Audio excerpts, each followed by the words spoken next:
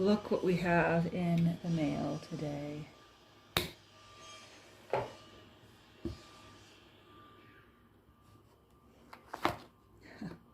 Yep. The board is completely disconnected from the text block, which is how it was described, I believe.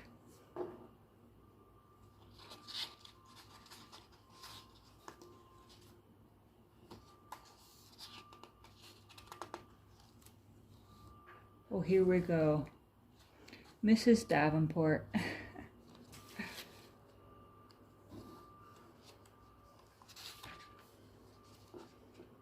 1904, the Connoisseur's Library. Oops. See if I can turn that. The Burlington Fine Arts Club has done its fair share of work in drawing attention to the beautiful art of mezzotint engraving. In 1872, there was an exhibition at Turner's Liber Studitorium. In 1881, a general exhibition showing the best available specimens of work of all the most eminent mezzotint engravers.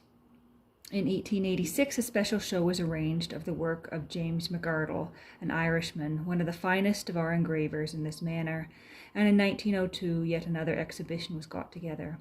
This time a special style and a special period were illustrated, namely the portraits executed in England from about 750 to 1830, among which are to be found the finest examples of engraving in mezzotint. And so, as I recall, it's been a bit since I ordered this book, but I believe it is a work specifically about this engraving style. Important works in mezzotints, engraving on metal, pioneers, engravers of the 18th century, and engraving in the 19th century. And so this is a book on book history, if you will. A book about books, a book about book arts. And it's this big, wonderful, thick paper here. And I do believe there are going to be some wonderful plates throughout. Oh, even this index to the plates is quite lovely. But all the pages here are loose. And it's a shame that I had to cut that cord that was around it, but it was tied so tightly that I couldn't slip it off, which I'm assuming the bookseller did, so that it could get to me in one piece. But I'll have to find some other manner of keeping it together on the shelf. Might be the sort of thing that I even purchase a box or something to put it in. So we have these indexes to the plates. Oh, we have some illustrations of tools, and I'm hoping this is showing up well. I'm keeping this book in the box because I have a feeling it might put debris all over my carpet here. But color printing, proofs, color prints, painted prints. Yeah, and here is an example of one of our illustrations here. Nice and gentle. William, Prince of Orange. And maybe I will lay this out on a table later and flip through it more. But yeah, I don't know if you can see, the boards are completely disconnected from the text block, and the text block is in several pieces. But the price was fairly good, and this is one of the books by Cheryl Davenport that I've been wanting to pick up for a while, and it had been relatively hard to find at a reasonable price. So that's what this is. But this came in the box along with another book from the seller, End Papers by Newton, and this one is quite dirty, but once again, it was a good price. Supposedly OP first edition. A. Edward Newton. 1933, Little Brown and Company. End Papers, Literary Recreations. The Book Collector, Masquerading as Master of Hounds, an Imaginary Portrait by H.J. Brothers. And I like A. Edward Newton. He wrote several volumes of books just like this.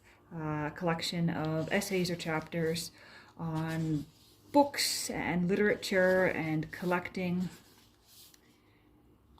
And this one is actually different than I expected. I took a chance and I ordered without there being a seller supplied image, just because the price was good and it said, the text block was sound, it was in good condition. And with the exception of some of the wear on the cloth covers, it is in great condition. But I'm surprised at the orange. I'm surprised just at the manner of binding, because all the other A. Edward Newton books that I have in first editions or early editions are a little bit different. They've usually got a piece of paper here that's been pasted on with the title, and they're not so much cloth as they are boards bound in with paper. But this is good too. I think it probably just indicates a change in the manner of binding by his publishers, because the other books I have by A. Edward Newton are from the teens in the 1920s, whereas this one is from the 1930s. And I think there definitely was a shift from the 20s to the 30s in terms of how they were binding things. But this probably needs a good cleaning, a good wipe down, and I can just feel it on my fingers, the dirt. And I'm going to be honest, this was probably dirty in the shop and wasn't cleaned before it was sent to me. And part of the dirt probably came from the Cyril Davenport book in here as well, because that one is just leaking debris everywhere. And I'm even seeing bits of debris in the bottom of the box here. Yeah, there's a bit of the spine. And it sort of comes with the territory when you're buying older books. And with most things, I'm not too picky. There are certain books that I would never purchase unless I could find a really great edition, but that's because they've been reprinted tons of times. Books like this, I'm just happy to come across an earlier edition in a readable condition, which, to be honest, most of what I'm looking for is something readable and something that has an old and intriguing enough binding that's going to catch my interest and get me excited. And you can't see me, but when I get books like this, I just absolutely grin. And it's this sort of thing that my mother makes fun of me for grinning over stuff like this. But, that's the way it is. Wonderful books. This turns any Monday into a better day.